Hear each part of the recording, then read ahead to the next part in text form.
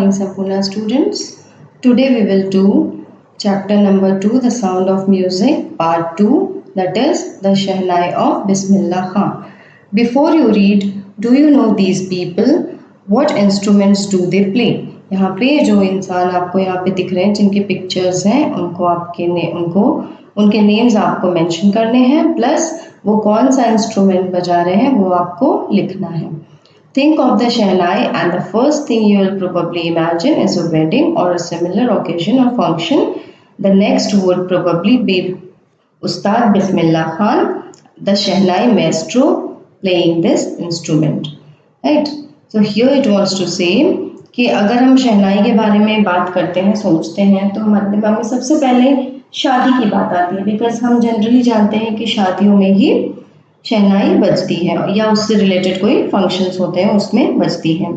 The next would probably be Ustad Bismillah Khan, the shehnai maestro. The shehnai maestro means the master of shehnai, मतलब जो बहुत अच्छा शहनाई बजाते थे, जो उनको हिस्ट्री बना दी उन्होंने शहनाई के ऊपर, वो है Ustad Bismillah Khan.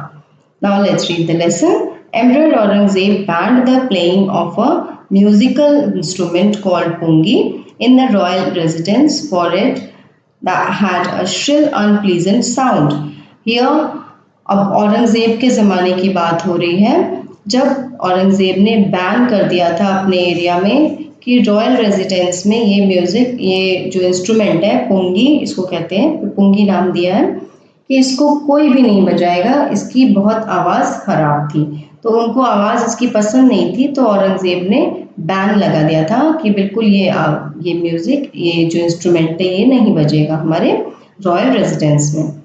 पुंगी became the generic name for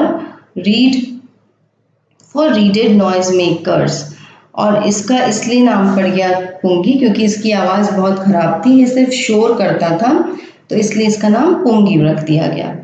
Few had thought that it would one day be revived, और कुछ लोगों ने ये सोचा कि ये कुछ दिन बाद इसका ट्रेंड वापस आ जाएगा.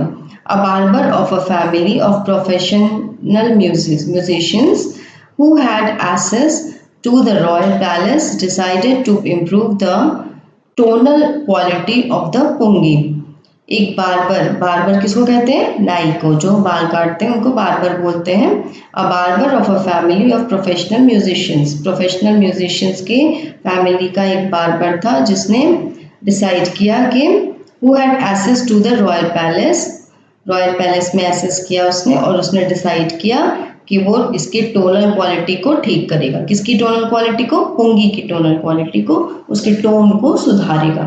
He chose a pipe with a natural hollow stem that has longer and broader than pungi.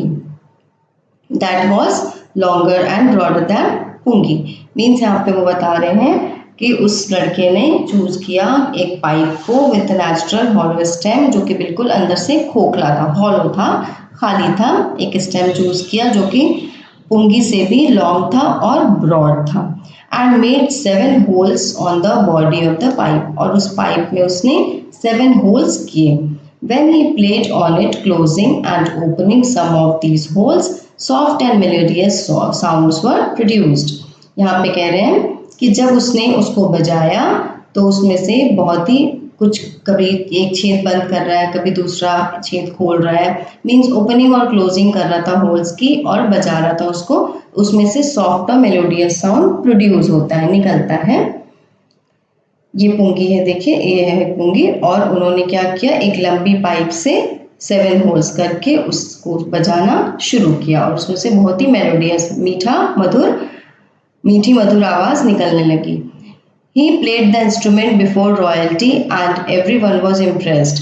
और उन्होंने इस इंस्ट्रूमेंट को रॉयल्टी के आगे बजाया और सभी बहुत इम्प्रेस हुए. रॉयल मतलब औरंगज़ेब के दरबार के लोगों के सामने बजाया और लोगों को बहुत खुशी हुई, बहुत इम्प्रेस्ड हुए.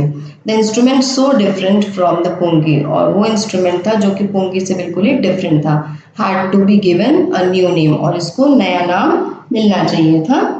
As the story goes, since it was first played in the Shah's chambers and was played by a nai, वो नाई थे, और शाहों के चैम्बर में इसको फर्स्ट टाइम बजाया गया था इस इंस्ट्रूमेंट को, इसलिए इसका नाम शहनाई पड़ गया।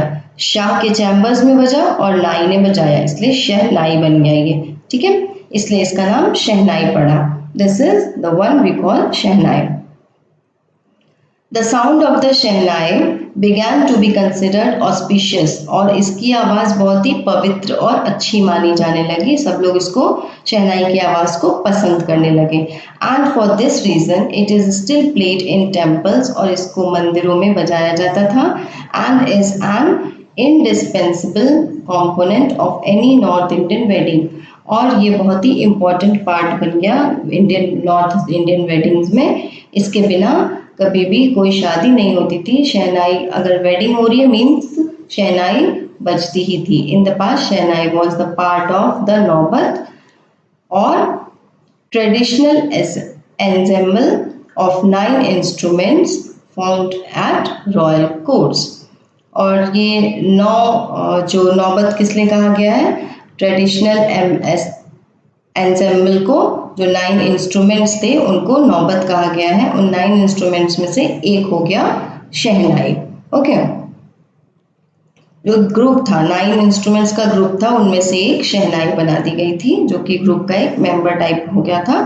Till recently it was used only in temples and weddings, और उस समय तक ये ओनली टेम्पल्स मतलब सिर्फ टेम्पल्स में और वेडिंग्स में यूज किया जाता था। The credit for bringing this instrument on to the classical stage goes to Ustad Bismillah Khan, और इसका जो क्रेडिट है मीन्स क्लासिकल स्टेज तक लाने का, वो किसको जाता है, उस्ताद बिस्मिल्लाह खान को।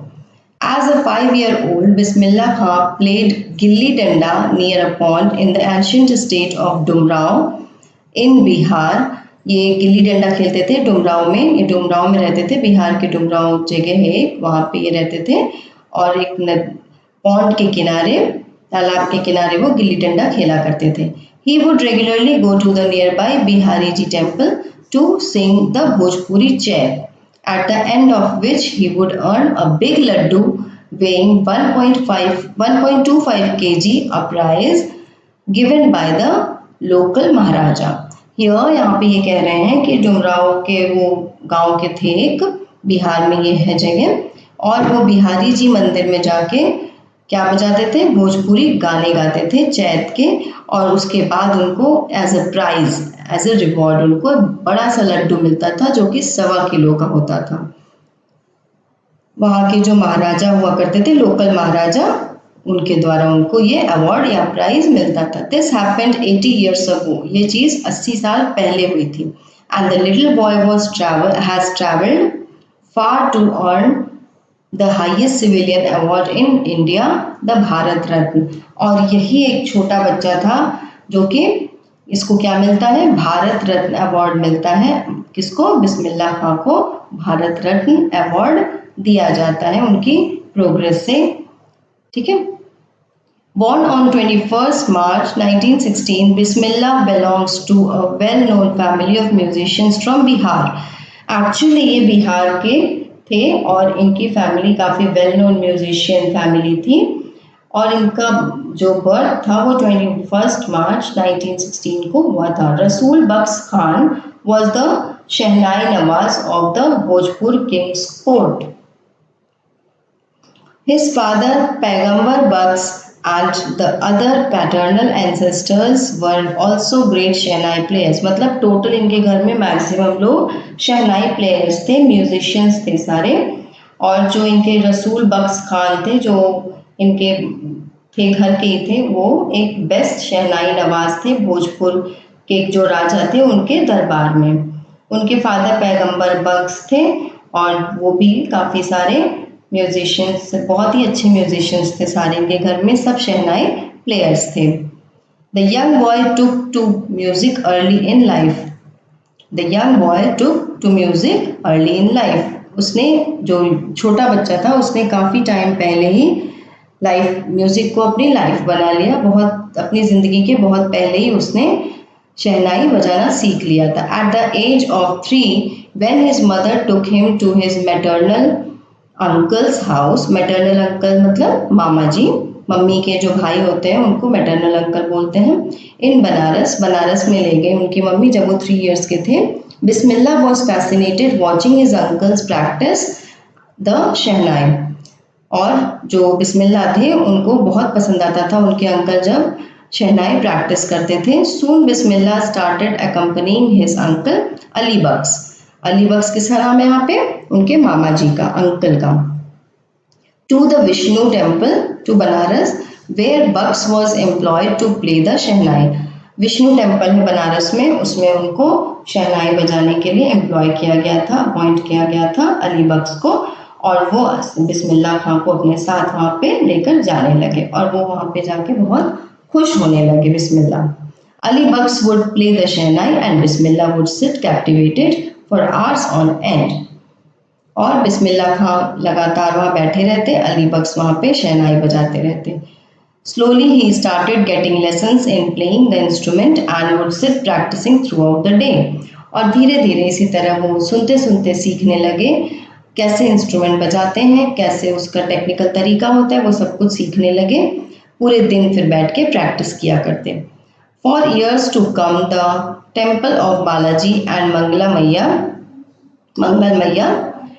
and the banks of the Ganga became the young apprentice's favorite haunts where he could practice in solitude.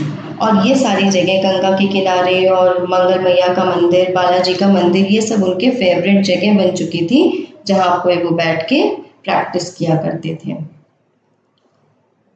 The flowing waters of the Ganga inspired him to improvise and invent ragas that were earlier considered to be beyond the range of the Shehnai. और गंगा के किनारे बैठते थे और उनको वहाँ की नदियों की जो लहरें थी, नदी की जो लहरें थी, उनसे काफ़ी इंस्पिरेशन मिलता था, काफ़ी इंस्पायर्ड होते थे वो उनसे। और अपने जो गाने की और जो शहनाई बजाने की प्रक्रिया थी उनकी, वो और इम्प्रूव होती जाती है और वो कई राग वहाँ पे बैठे बैठे इन्वेंट कर लेते थे जो कि शहनाई की रेंज से बाहर की होती थी, उसको भी वो उस पर इन्वेंट कर लेते थे। At the age of 14, Bismillah accompanied his uncle to the Allahabad music conference. अब यहाँ पे बोल रहे हैं कि बिस्मिल्लाह जब वो 14 इयर्स के थे, बिस्मिल्लाह अपने अंकल के साथ कहाँ गए? इलाहाबाद म्यूजिक कॉन्फ्रेंस में गए। At the end of his recital Ustad Fayyaz Khan patted the young boy's back and said, "Work hard and you shall make it." Means Fayaz Khan जो बहुत ही अच्छा गाते थे, उस्ताद थे वो, उन्होंने यंग बॉय को पैट किया उसके पीठ पर। पैट करना मतलब थपथपाना, शाबाशी देना। और उन्होंने उनको कहा, बिस्मिल्लाह खां को कहा, वर्क हार्ड, मेहनत करो, and you shall make it, और तुम बहुत आगे जाओगे, तुम इसमें अपना भविष्य बना सकते हो।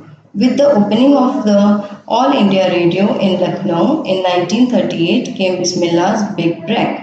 और फर्स्ट ब्रेक उनको कब मिला, बहुत अच्छा और बड़ा, जब ऑल इंडिया रेडियो लखनऊ में ओपन हुआ 1938 में।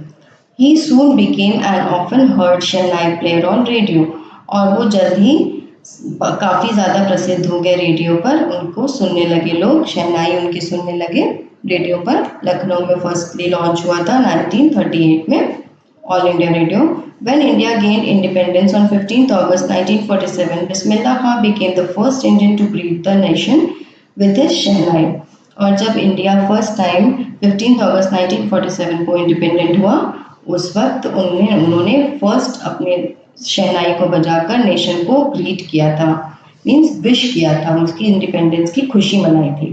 He poured his heart out into राग काफ़ी, और उन्होंने वहाँ पे राग काफ़ी गाई फ्रॉम द रेड फोर्ट से, लाल किले से, to an audience which included Pandit Jawaharlal Nehru, who later gave his money tryst with destiny speech. यहाँ पे बता रहे हैं कि रेड फोर्ट में उन्होंने अपने शहनाई से सबको मुग्ध कर दिया, और उसमें ऑडियंस थे पंडित जवाहरलाल नेहरू जैसे लोग, और उन्होंने अपनी ट्राइस्ट विद डेस्टिनी पर स्पीच दिया। And Bismillah Khan has given many memorable performances both in India and abroad. Bismillah Khan ने बहुत सारे ऐसे memorable performances दिए हैं इंडिया में भी और इंडिया के बाहर भी। His first trip abroad was to Afghanistan.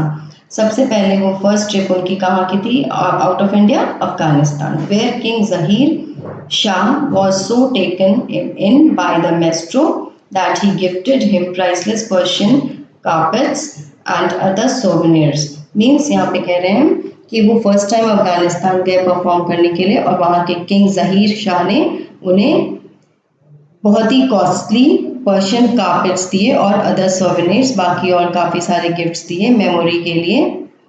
The king of Afghanistan was not the only one to be fascinated with Bismillah's music. Film director Vijay Bhatt was so impressed after hearing Bismillah play at a festival that he named a film after the instrument called Goonj Uthi Shehnai. अब अफगानिस्तान के राजा नहीं उनसे सिर्फ प्रभावित हुए थे, बल्कि जो फिल्म डायरेक्टर विजय भट्ट थे वो भी उनसे काफ़ी ज़्यादा प्रभावित हुए थे, इम्प्रेस्ड हुए थे, और उन्होंने बिस्मिल्लाह खां की शहनाई के ऊपर ही एक फिल्म बना दी जिसका नाम था Goonj Uthi Shehnai. The film was a hit और ये सुपर डुपर हिट मूवी थी. And one of Bismillah Khan's composition, Bismillah Khan के कॉम्पोजिशन किया हुआ एक गाना था दिल का खिलौना हाय टूट गया, turned out to be a nationwide chart buster. और ये गाना बहुत बहुत ज़्यादा फेमस हुआ और इसको कंपोज किया था बिस्मिल्लाह खान ने. Despite this huge success in the celluloid world, celluloid means old fashioned world, Bismillah Khan's ventures in film music were limited to Vijay Bhatt's Goonj Uthi Shehnai and Vikram Srinivas's Kannada venture सनादी अपना. ठीक है, तो यहाँ पे कह रहे हैं कि दो, यहाँ पे वेंचर मीन्स होता है project that often involves risk. Ventures means होता है एक प्रोजेक्ट जो काफ़ी रिस्क पर होता है. तो यहाँ पे कह रहे हैं डिस्पाइट हिज ह्यूज सक्सेस, उनकी काफ़ी ज़्यादा सक्सेस हुई थी सेलुलॉइड वर्ल्ड में. सेलुलॉइड मीन्स पुराने ज़माने का, old fashion. Bismillah Khan's ventures जो उनके प्रोजेक्ट्स थे in film music were limited to 2, और उन्होंने सिर्फ 2 के लिए काम किया. एक विजय भट्ट के लिए जो गूंज उठी शहनाई थी और दूसरा विक्रम श्रीनिवास के लिए जो कन्नड़ वेंचर थे और उनका था सन्नदी अपना.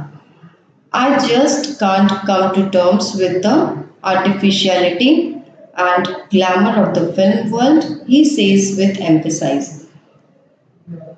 Awards and recognition came thick and fast. Bismillah Khan became the first Indian to be invited to perform at the prestigious Lincoln Center Hall in the United States of America.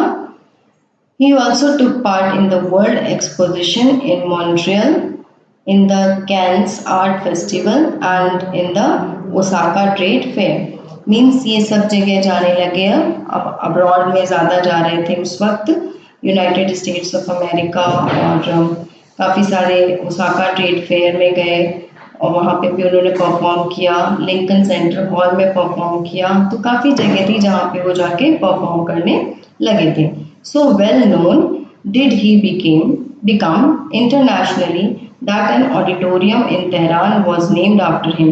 और इतना ज़्यादा वो popular हो चुके थे out of India भी कि उनके नाम के अकॉर्डिंग ही वहाँ तेहरान में एक ऑडिटोरियम का नाम रख दिया गया, ताहर मौसीकी उस्ताद Bismillah Khan.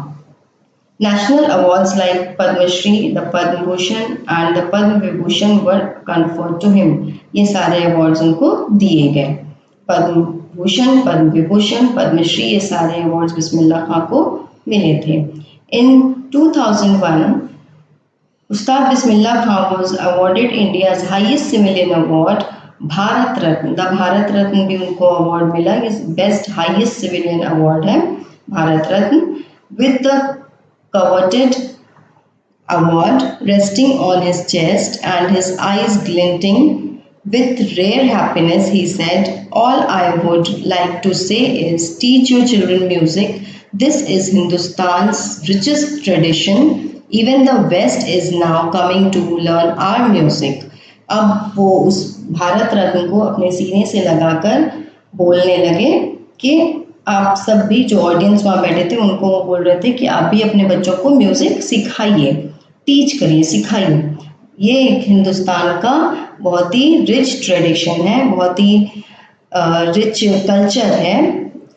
Even the west is now coming to learn our music, और इवन जो अंग्रेज हैं, जो बाहर के लोग हैं, वेस्टर्न साइड के लोग हैं, वो भी म्यूजिक सीखने हमारे देश में आ रहे हैं और हमारे म्यूजिक को सीख रहे हैं। इसलिए हमें भी अपने बच्चों को म्यूजिक सिखाना चाहिए। ये हमारे भारत का ट्रेडिशन है, कल्चर है।